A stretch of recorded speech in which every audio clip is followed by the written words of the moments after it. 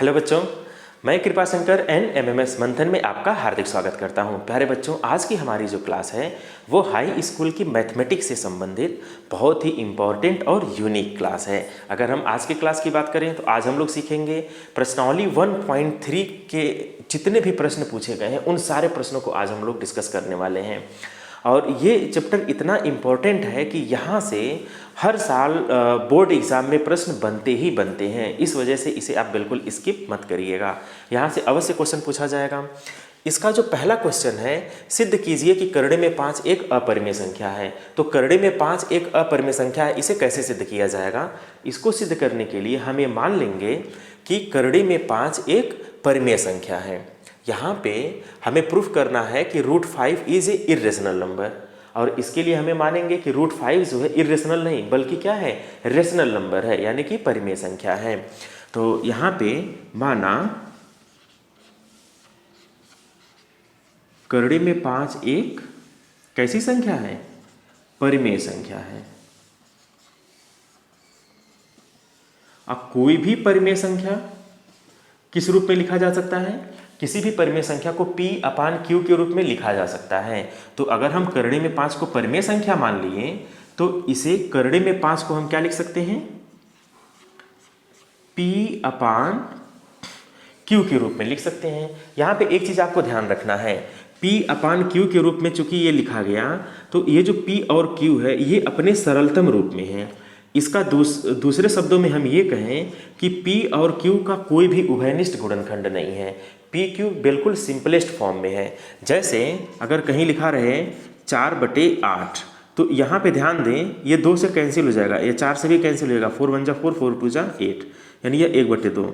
तो 4/8 अपने सरलतम रूप में नहीं है, लेकिन 1/2 अपने सरलतम रूप में है। यहाँ पे कोई भी अन्य गुणनखंड नहीं है या कोई भी ऐसा नंबर नहीं है जो इन दोनों को काट सके, यानी कि इसके उभयनिष्ठ गुणनखंड नहीं है। P और Q के कोई भी उभयनिष्ठ गुणनखंड नहीं है क्योंकि यह अपने सरलतम रूप में है।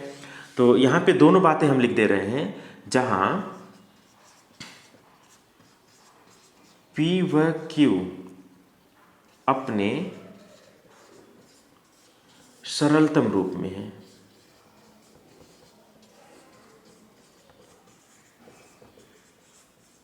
इसका क्या मतलब हुआ? अर्थात P व Q का कोई उभयनिष्ठ गुणनखंड नहीं है। बस ये दोनों बातें आपको बिल्कुल अक्षर से याद रहनी चाहिए, क्योंकि इसकी आवश्यकता पड़ेगी जब हम लोग इसको प्रूफ कर लेंगे लास्ट में, क्योंकि हम यहीं से तर्क देंगे कि P और Q का कोई भी उभयनिष्ठ गुणनखंड नहीं है। अब हम क्या करेंगे, दोनों पक्षों का वर्ग करेंगे, squaring and squaring both side, यानी दोनों पक्षों का वर्ग करने पर, यहाँ लिख दीजिएगा, दोनों पक्षों का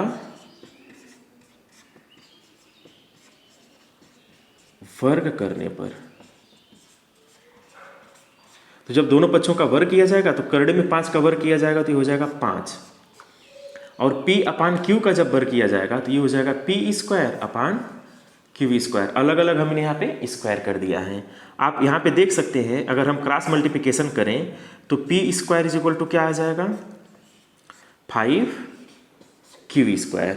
अगर कोई भी एक्सप्रेशन इस तरह से लिखा रहे P² 5Q², इसका मतलब ये हुआ कि ये जो 5 है ये P² को विभाजित करेगा, यानी कि 5 डिवाइड्स P²। 5 जो है P² को विभाजित करेगा।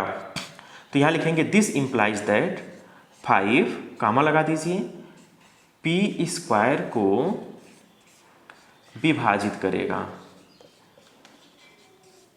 यही समस्या होती है बच्चों को समझने में, ये यहीं से गलती करना शुरू कर देते हैं। अब ये ऐसा क्यों है इसको अभी हम बता रहे हैं आपको। 5P² को विभाजित करेगा, एकदम फिक्स है, ये विभाजित करेगा। क्यों विभाजित करेगा, इसके पीछे वजह ये है कि P और Q का कोई भी उभयनिष्ठ गुणनखंड नहीं है। तो जब p और q का कोई उभयनिष्ठ गुणनखंड है नहीं और p square is equal to 5q square आ गया है, इसका मतलब ये कन्फर्म है कि 5p को जरूर डिवाइड करेगा, 5p स्क्वायर को डिवाइड करेगा, क्योंकि q तो p को डिवाइड करेगा नहीं, और जब q p को डिवाइड नहीं करेगा तो ये 5 ही तो p स्क्वायर को डिवाइड करेगा, और 5 अगर p स्क्वायर को विभाजित करेगा तो इसका मतलब ये हुआ कि 5 p को भी विभाजित करेगा, p को भी विभाजित करेगा।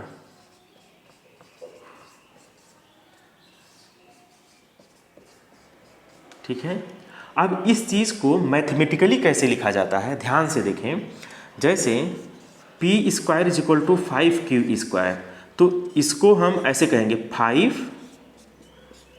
p स्क्वायर को विभाजित करता है या विभाजित करेगा।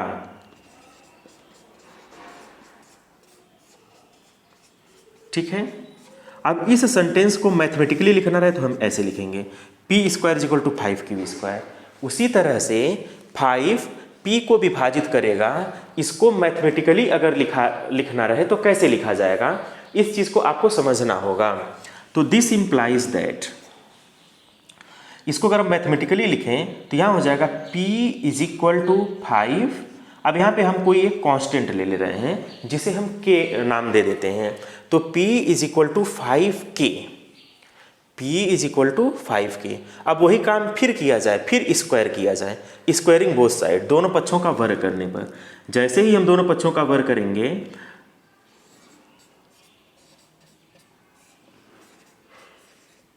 दोनों पक्षों का वर्ग करने पर, अगर हम दोनों पक्षों का वर्ग करेंगे तो ये हो जाएगा p square is equal to 5k square. ठीक है। p square is equal to 5k square, p square is equal to 5 का स्क्वायर करेंगे तो 25 हो जाएगा, 25k स्क्वायर, ये हो जाएगा 25k स्क्वायर। अब आप ध्यान से देखें, p स्क्वायर की जो वैल्यू है वो क्या है, 5q स्क्वायर है। यहाँ पे इसको फर्स्ट नाम दे दीजिए, इसको सेकेंड नाम दे दीजिए, और यहाँ पे ध्यान दीजिए 5p स्क्वायर 5p को विभाजित करता है, इस तथ्य को थर्ड कह दीजिए, इस स्टेटमेंट को, कि चूंकि 5p को विभाजित कर रहा है इसको थर्ड कर लीजिए। अब इस सेकेंड को खूब ध्यान से देखिए, p square is equal to 5q square, तो ये सेकेंड से वैल्यू यहाँ ला करके रख दीजिए, यानी कि सेकेंड का मान, ये थर्ड हो गया, ये 4 नाम दे दीजिए इसको। सेकेंड से p स्क्वायर का मान 4 में रखने पर, यानी कि सेकेंड से p स्क्वायर का मान कहाँ रखने पर, 4 में रखने पर। तो जब सेकेंड से p स्क्वायर का मान 4 में रखा जाएगा तो क्या हो जाएगा, इस चीज को ध्यान दें। देखें, p square is equal to 5q square यहाँ आ जाएगा, ये हो जाएगा 5q square is equal to 25k square, 25k square. अब ये 5 से 5 कैंसिल हो जाएगा, 5 × 5 = 25, तो ये हो जाएगा q square is equal to 5k square. अब इस चीज़ को कैसे लिखा जाएगा, q square is equal to 5k square, यह कुछ उसी तरह से बन गया जैसे p square is equal to 5q square था, ऐसे ही q square is equal to 5k square हो गया। यहाँ पे हम लोगों ने क्या लिखा था, 5p स्क्वायर को विभाजित करेगा, तो यहाँ पे हम लोग क्या लिखेंगे, 5q स्क्वायर को विभाजित करेगा। सेम यही काम आपको फिर करना है, तो यहाँ पे लिखेंगे दिस इम्प्लाइज दैट 5, कामा लगा दीजिए, q स्क्वायर को विभाजित करेगा।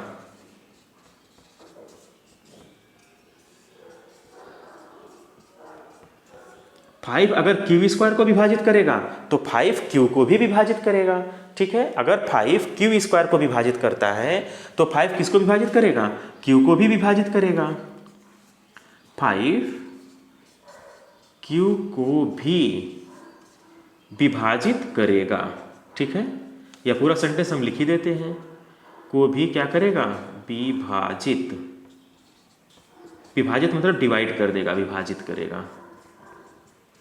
यानी कि 5 divides Q square, this implies that 5 divides Q also, यानी कि अगर 5 क्यू स्क्वायर को विभाजित करेगा तो 5 क्यू को भी विभाजित करेगा, कंफर्म है। अब इसको मैथमेटिकली कैसे लिखा जाए कि 5 क्यू को विभाजित करेगा, जैसे यहाँ पे देखिए 5 पी स्क्वायर को विभाजित कर रहा है तो P square is equal to 5 Q square. अगर ऐसा ही इसको हम स्क्वायर को हटा दें, सिर्फ ऐसे समझें, 5 पी को विभाजित करता है, इसको मैथमेटिकली कैसे लिखा जाएगा, P is equal to 5 Q लिखा जाएगा। ऐसे 5 क्यू को विभाजित करता है तो अब यहाँ पे हो गया 5 क्यू को विभाजित करता है, तो इसको मैथमेटिकली कैसे लिखा जाएगा, क्यू इज इक्वल टू 5 और यहाँ पर कोई भी एक कांस्टेंट लगा देंगे, ठीक है। तो या फिर आप यहाँ पे ऐसे समझिए कि 5 जो है Q को भी विभाजित करता है, इसको एक नाम दे दिया जाए, जैसे यहाँ पे 3rd नाम दिया गया था, यहाँ पे 4 नाम दिया गया था, तो यहाँ पे इसका नाम दे दिया जाए 5। इसको मैथमेटिकली लिखने की ज़रूरत नहीं है क्योंकि अब हमारा काम हो चुका है। यहाँ पे देखिए 5 P को विभाजित करता है और यहाँ 5 Q को विभाजित करता है, तो 5 दोनों को विभाजित कर रहा है, P को भी विभाजित कर रहा है और Q को भी विभाजित कर रहा है। अब आप यहाँ आइए, 5 जो है P को डिवाइड करेगा, Q को डिवाइड करेगा, इसका मतलब ये हुआ P और Q अपने सरलतम रूप में है, नहीं है, अर्थात P और Q का कोई उभयनिष्ठ गुणनखंड नहीं है, तो P और Q का 5 उभयनिष्ठ गुणनखंड है। जो हम एज्यूम किए थे, जो हम माने थे, वो दोनों बातें गलत हो गई कि P और Q अपने सरलतम रूप में है, क्योंकि 5 P को भी विभाजित कर रहा है 3rd से और 5 Q को विभाजित कर रहा है 5th से, तो 5 P और Q दोनों को विभाजित कर रहा है। और जब 5 P और Q दोनों को विभाजित कर रहा है तो P अपान Q अपने सरलतम रूप में नहीं होगा। इसका मतलब 5 एक ऐसा अंक है जो P और Q दोनों को विभाजित कर रहा है, यानी कि उभयनिष्ठ गुणनखंड हो गया। यहाँ पे लिखा है ना, P और Q का कोई भी उभयनिष्ठ गुणनखंड नहीं है, तो 5 P और Q दोनों का उभयनिष्ठ गुणनखंड हो जाएगा। और जब 5 P और Q दोनों का उभयनिष्ठ गुणनखंड हो जाएगा तो जो हम एज्यूम किए हैं वो बात गलत हो जाएगी, यानी कि हम जो माने हैं वो गलत हो जाएगा। यहाँ पर विरोध उत्पन्न हो रहा है, विरोधाभास उत्पन्न हो रहा है। तब यहाँ लिखेंगे फ्रॉम या 3rd व 5th से, 3rd व 5th से हम ये कह सकते हैं कि 5 P व Q दोनों को विभाजित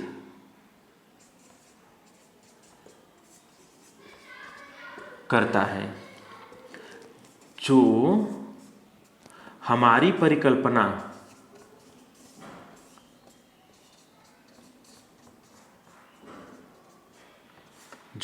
परिकल्पना के विरुद्ध है, जो हमारी परिकल्पना के विरुद्ध है। हमारी परिकल्पना क्या थी कि P और Q को कोई नहीं काटेगा, और यहाँ पर क्या आ गया, 5 P और Q दोनों को काट देगा, यानी कि विभाजित कर देगा। जो हमारी परिकल्पना के क्या हो गया, विरुद्ध है। इसका मतलब ये हुआ कि जो हम माने हैं वो गलत है, और अगर वो गलत है कि कर्ण में 5 एक परिमेय संख्या है, ये बात गलत है, तो सही क्या होगी, कर्ण में 5 एक अपरिमेय संख्या होगी। जो हमारी परिकल्पना के विरुद्ध है, अर्थात कर्ण में 5 एक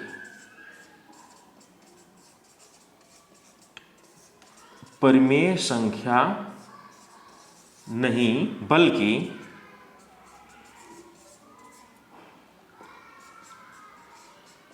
कर्ण में 5 एक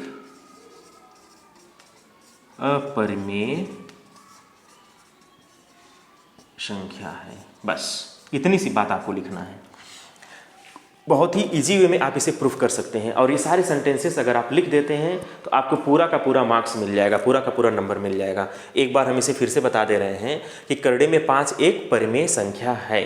हम इसको मानेंगे कि माना कर्ण में 5 एक परिमेय संख्या है। चूंकि ये परिमेय संख्या इसलिए इसे P/Q के रूप में लिखा जा सकता है। ठीक, स्टेप बाय स्टेप आपको चीज़ें पता चलती जाएंगी। तो इसे P/Q के रूप में लिख दिए, और जब P/Q के रूप में लिखें तो ये अपने सरलतम रूप में है और इसका कोई भी उभयनिष्ठ गुणनखंड यानी कि कॉमन फैक्टर इसका कोई भी नहीं है। अब हम यहाँ पे दोनों पक्षों का वर्ग किए तो P² = 5Q² आ गया। इसका मतलब ये हुआ पी और क्यू को तो कोई नहीं काटेगा, इसलिए 5p² को जरूर काटेगा, तो 5p² को विभाजित करेगा, और जब 5p² को विभाजित करेगा तो 5p को भी विभाजित करेगा। भाई p² को कर रहा है तो p को ऑटोमेटिक करेगा ही करेगा, तो 5p को भी विभाजित करेगा। और जब 5p को विभाजित करेगा तो इसको गणितीय रूप में कैसे लिखा जा सकता है कि p = 5k। यहाँ पर k कोई भी कांस्टेंट अपने पास से आप एज्यूम कर सकते हैं, तो यहाँ हो जाएगा p = 5k। फिर दोनों पक्षों का जैसे वर्ग करेंगे तो ऐसे मिल जाएगा p² = 25 k², क्योंकि 5 का वर्ग 25 और यहाँ k² हो जाएगा। अब p², अब इस सेकंड को देखिए, यहाँ पे p² की जगह पर 5q² है, तो p² की जगह पर 5q² जैसे रखा जाएगा तो 5 से 25 कैंसिल हो जाएगा, तो q² = 5k² हो जाएगा। इसका मतलब ये हुआ कि अब ये 5q² को काटेगा, और जब 5q² को काटेगा तो q को भी काटेगा, यानी q को भी विभाजित करेगा, तो 5q को भी विभाजित करेगा और 5p को भी विभाजित करेगा। इसका मतलब ये हुआ कि 5p और q दोनों को विभाजित करेगा, यानी कि जो उभयनिष्ठ गुणनखंड है वो 5 दोनों का हो गया। और ये चीज़ जो हम माने हैं वो वही बात गलत हो गई। हमने क्या माना था कि p और q का कोई भी उभयनिष्ठ गुणनखंड नहीं होगा, यानी कि हमारी परिकल्पना ही गलत हो गई। हमारी परिकल्पना के विरुद्ध जो है ये 5 दोनों को विभाजित करने लगा। ये ऐसा क्यों हुआ? क्योंकि हमने ये मान लिया था कि करड़े में 5 एक परिमेय संख्या है, इस वजह से यहाँ पे कॉन्ट्राडिक्शन उत्पन्न हो गया, विरोधाभास उत्पन्न हो गया। और अगर हम ये नहीं माने होते कि करड़े में 5 एक परिमेय संख्या है तो ये बात यहाँ पे कॉन्ट्राडिक्शन नहीं उत्पन्न होता। इसका मतलब करड़े में 5 एक परिमेय संख्या नहीं बल्कि करड़े में 5 एक अपरिमेय संख्या है। बस इतनी सी बात अगर आप लिख देते हैं तो आपको पूरे मार्क्स मिल जाएंगे। ये इसका पहला क्वेश्चन था। अब इस करड़े में 5 की जगह पर हर साल एग्जाम में या तो करड़े में 3 करता है, या तो करड़े में 2 दे देगा, या करड़े में 7 दे देगा। तो आप बस कुछ भी मत करिएगा, सिर्फ करड़े में 5, जहाँ पे 5 है वहाँ पे 2, 3 और 7 रख करके इस प्रॉब्लम को लगा सकते हैं। कोई भी मान इसमें दे सकता है। ये 5 मार्क्स का क्वेश्चन या 4 मार्क्स का क्वेश्चन ये हर साल पूछा जाता है। आप अगर बोर्ड एग्ज़ाम देंगे उसमें ये क्वेश्चन आएगा ही आएगा, इसलिए इसकी अच्छे से प्रैक्टिस कर लीजिएगा ताकि आप एग्जाम हॉल में क्वेश्चन बना सकें। तो ये एक्सरसाइज 1.3 का पहला क्वेश्चन था। अब हम लोग दूसरे क्वेश्चन को सिद्ध करते हैं। इसका जो दूसरा क्वेश्चन है वो बहुत इंपॉर्टेंट क्वेश्चन है, कभी कभी उस फॉर्मेट पे भी दे देता है।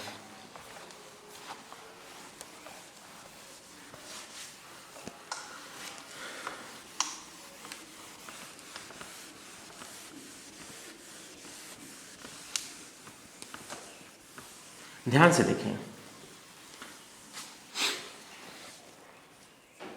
सिद्ध कीजिए कि 3 + 2 करड़े में 5 एक अपरिमेय संख्या है।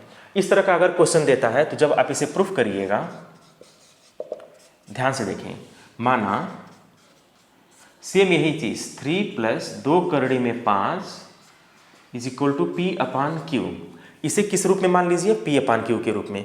आप ऐसे समझिए कि सिद्ध कीजिए कि 3 + 2 करड़े में 5 एक अपरिमेय संख्या है। इसे हमें प्रूफ करना है तो हमें मान लेंगे कि करड़े में 5 माना 3 + 2 करड़े में 5 एक परिमेय संख्या है।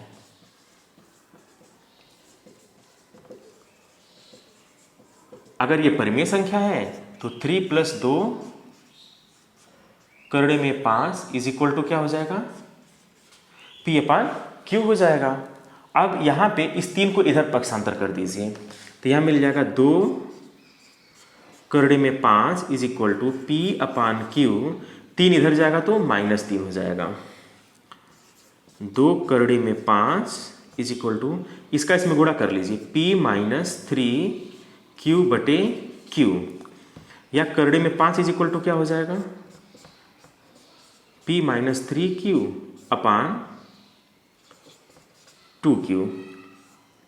अब आप ध्यान से देखें, यहाँ पर p - 3q/2q एक परिमेय संख्या है। कैसी संख्या है?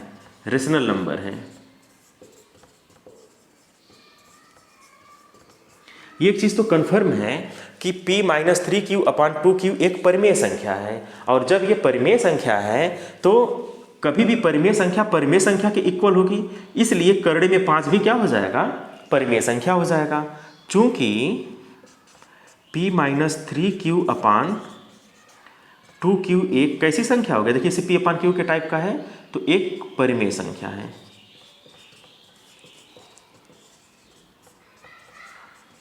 इसलिए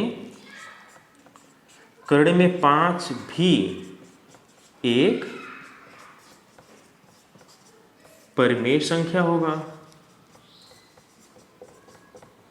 कि नहीं होगा, जो कि विरोधाभास है। करड़े में 5 एक परिमेय संख्या होगा, ये बात तो गलत है। अभी अभी हम लोगों ने प्रूफ किया कि करड़े में 5 एक अपरिमेय संख्या है, तो यहाँ देखिए विरोधाभास उत्पन्न हो गया। और यह विरोधाभास क्यों उत्पन्न हुआ, क्योंकि हमने ये मान लिया था कि यह एक परिमेय संख्या है, इसलिए अगर यह एक परिमेय संख्या है तो विरोधाभास उत्पन्न हो जा रहा है। इसका मतलब कि यह एक परिमेय संख्या नहीं है, और कोई भी संख्या अगर परिमेय संख्या नहीं होती है तो वो कैसी संख्या होती है, अपरिमेय संख्या होती है। बस इतनी सी बात को लिख देना है, शब्द दे देना है।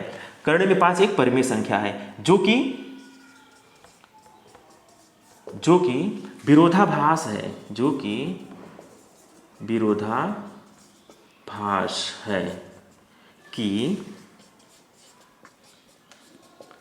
विरोधाभास है कि करड़े में 5 एक, ये क्यों विरोधाभास है, क्योंकि करड़े में 5 एक अपरिमेय संख्या है, भी एक परिमेय संख्या होगा जो कि विरोधाभास है। यह विरोधाभास इसलिए उत्पन्न होता है क्योंकि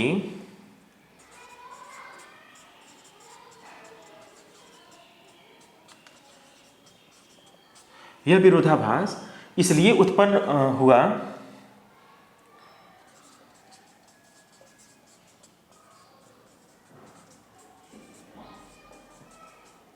यह विरोधाभास इसलिए उत्पन्न हुआ कि हमने क्या मान लिया था, करड़ी में 3 प्लस 2 करड़ी में 5 को परिमेय संख्या माना था। अतः 3 प्लस है, 3 प्लस 2 करड़े में 5 एक परिमेय संख्या नहीं होगी।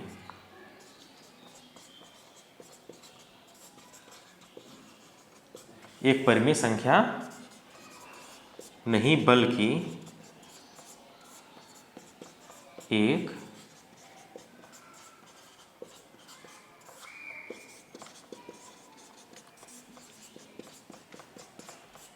इसमें सिर्फ लिखना है, और ये चीज़ आपको जरूर लिखना पड़ेगा, इसकी थोड़ी सी प्रैक्टिस करना पड़ेगा। अगर आप प्रैक्टिस कर लेंगे तो लिख लेंगे। पहले आप इसको समझ लीजिए तो अपने शब्दों में आप इसे लिख पाएंगे, एक्सप्रेस कर पाएंगे। एक बार फिर से इसी चीज़ को आप ऐसे समझिए कि 3 प्लस 2 करड़े में 5 एक परिमेय संख्या है, ठीक। तो अगर ये परिमेय संख्या हम मान लिए तो इसे हम p/q के रूप में लिख सकते हैं, तो आप इसे p/q के रूप में लिख दीजिए। अब आपको पक्षांतर करने तो आता ही होगा, आप 3 को उधर भेज दीजिए तो ये -3 हो जाएगा, और जब -3 हो जाएगा तो q का इसमें गुणा करिए तो p माइनस 3q, और टोटल के बट्टे q आ जाएगा। अब ये 2 करड़े में 5 है तो 2 को भी यहाँ भेज दीजिए। जैसे ही 2 को आप यहाँ भेजेंगे तो ये हो जाएगा करड़े में 5 = p - 3q/2q, ठीक है। अब p - 3q/2q हो गया। अब ये करड़े में 5 = इतना हो गया। अब ये चूंकि परिमेय संख्या है इसलिए करड़े में 5 भी परिमेय संख्या होगी, ठीक। p - 3q/2q एक परिमेय संख्या है चूंकि, इसलिए करड़े में 5 भी एक परिमेय संख्या होगी, जो कि ये बात गलत है। करड़े में 5 एक परिमेय संख्या नहीं है, करड़े में 5 एक अपरिमेय संख्या है, इर्रेशनल नंबर है, तो जो कि विरोधाभास है। करड़े में 5 एक परिमेय संख्या होगा जो कि विरोधाभास है। और यह विरोधाभास क्यों उत्पन्न हुआ, यह विरोधाभास इसलिए एराइज हुआ क्योंकि हमने यह मान रखा था कि 3 प्लस 2 करड़े में 5 एक परिमेय संख्या है। वही बात हमने लिखा, यह विरोधाभास इसलिए उत्पन्न हुआ कि हमने 3 प्लस 2 करड़े में 5 को परिमेय संख्या माना था, इसलिए या अतः 3 प्लस 2 करड़े में 5 परिमेय संख्या नहीं होगी। और अगर कोई भी संख्या परिमेय संख्या नहीं होती है तो वह क्या होती है, अपरिमेय संख्या होती है। इसलिए 3 प्लस 2 करड़े में 5 एक अपरिमेय संख्या होगा। अब देखिए यहाँ पे जो क्वेश्चन आएगा इसमें सिर्फ अंक बदल देगा, 3, 2, 5 इस सब का अंक बदल देगा। यहाँ पे 2 लिख देगा, यहाँ पे 5 कर देगा, यहाँ पे करड़े में 2 कर देगा, करड़े में 3 कर देगा, माइनस कर देगा, प्लस कर देगा, कुछ भी करेगा। आप इससे परेशान मत होइएगा, सेम यही प्रोसेस यूज करना और लास्ट लाइन ऐसे ही लिखना है। आप इस पे आधारित जितने भी प्रश्न पूछे जाएंगे सारे आप लगा लेंगे। ऐसे ही एक क्वेश्चन ये था कि सिद्ध कीजिए कि 1/2 एक अपरिमेय संख्या है। तो 1/2 एक अपरिमेय संख्या है, तो इसे हम क्या मानेंगे, ध्यान दें, इसे P/Q के रूप में मान लीजिएगा, ठीक। और जब इसे P/Q के रूप में मानिएगा और उल्टा कर दीजिएगा, तो ये हो जाएगा करड़े में 2 इज इक्वल टू रिवर्स कर दीजिए, तो ये हो जाएगा Q/P। तो Q/V एक परिमेय संख्या है, ये क्या हो जाएगा, परिमेय संख्या, ठीक। तो अगर ये परिमेय संख्या है तो करड़े में 2 भी क्या हो गई, ये भी एक परिमेय संख्या हो जाएगा। ध्यान दें, ये भी परिमेय संख्या होगा जो कि विरोधाभास है। यही बात फिर लिखेंगे, करड़े में 5 की जगह पर क्या आ जाएगा, करड़े में 2 एक परिमेय संख्या है जो कि विरोधाभास है। यह विरोधाभास इसलिए उत्पन्न हुआ क्योंकि हमने यह एज्यूम किया कि 1/2 इज इक्वल टू P/Q, यानी कि 1/2 को हमने परिमेय संख्या माना, यानी यह बात गलत है। और जब यह बात गलत है कि 1/2 एक परिमेय संख्या है, ये बात गलत है, तो 1/2 कैसी संख्या हो जाएगी, अपरिमेय संख्या हो जाएगी। देखिए कितना आसान है, कोई भी क्वेश्चन हो आप ऐसे ही लिखिए, बस 2-2 3-3 लाइन में आंसर आता चला जाएगा। और भी क्वेश्चंस हैं, बहुत सारे क्वेश्चंस हैं, ऐसे क्वेश्चंस दे देगा कि ध्यान दें 7 करड़ी में 5, ये सब क्वेश्चन ऐसे दे सकता है कि सिद्ध करिए 7 करड़ी में 5 एक अपरिमेय संख्या है। तो आप 7 करड़ी में 5 को क्या मान लीजिएगा, 7 करड़ी में 5 को मानिएगा कि यह परिमेय संख्या है। तो जब ये परिमेय संख्या है तो वह P/Q के रूप में आ जाएगा, और जब ये P/Q के रूप में आ जाएगा तो करड़ी में 5 इज इक्वल टू क्या हो जाएगा, P/7Q। और ये परिमेय संख्या है और ये क्या हो जाएगा, इसलिए ये भी परिमेय संख्या होगा, क्योंकि अगर ये परिमेय संख्या है तो ये परिमेय संख्या होना चाहिए। एक पक्ष अगर परिमेय है तो दूसरा पक्ष परिमेय ही होगा, तो ये भी परिमेय हो जाएगा, जो कि विरोधाभास है, क्योंकि करड़े में 5 तो परिमेय है नहीं, करड़े में 5 तो अपरिमेय है। तो यहाँ पे ये चूंकि विरोधाभास है, और यह विरोधाभास इसलिए उत्पन्न हो गया कि हमने क्या मान रखा था कि 7 करड़े में 5 एक परिमेय संख्या है, और जो हमने माना वो गलत है विरोधाभास के कारण। और अगर 7 करड़े में 5 अगर परिमेय संख्या नहीं है तो अपरिमेय संख्या हो जाएगी। देखिए कितना आसानी से आप प्रॉब्लम को लगा पा रहे हैं। तो इस तरह से प्रश्नावली 1.3 बिल्कुल कंप्लीट हो गया। इसमें इसी तरह के प्रॉब्लम्स रखे गए हैं, आप एक्सरसाइज उठाइए और सारे प्रश्नों को लगा डालिए। अगर हमारी वीडियो आपको जरा सा भी अच्छा लग रहा हो तो आप हमारे चैनल को अवश्य सब्सक्राइब करिएगा, लाइक करिएगा तथा बेल आइकन को इसलिए प्रेस कर दीजिएगा ताकि हमारा इस तरह का नोटिफिकेशन आपको प्राप्त होता रहे। Okay, thank you.